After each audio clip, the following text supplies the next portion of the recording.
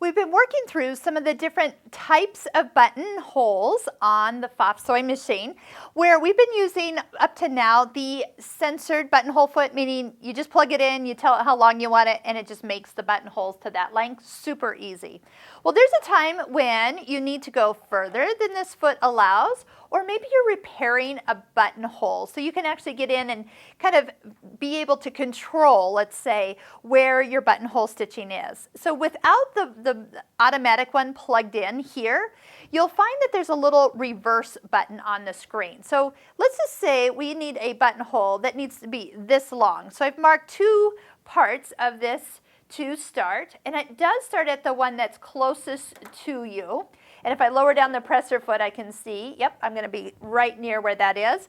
And what you can do is actually just sew. I'm going to turn off the speed reduction that we had done. You just sew until you reach the part or the other mark that you've done. So this could be as far as it needs to be. Actually, that's where I'm at. So to change directions, just touch the reverse button. It's going to tack at the top and then come down the other side. So right now it's coming down the right side of the buttonhole. But you know what? It doesn't know where we started. So I'm in charge of that point. So I've stopped sewing. I'll touch that reverse button one more time. You'll see the picture on the screen even shows what it's going to do.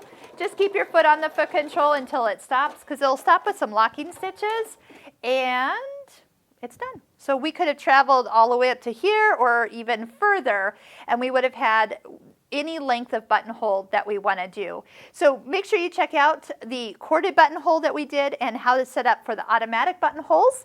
And next we're going to sew a button on the fabric, because there's a stitch that does that. Stitch number 44 is our button sew-on stitch.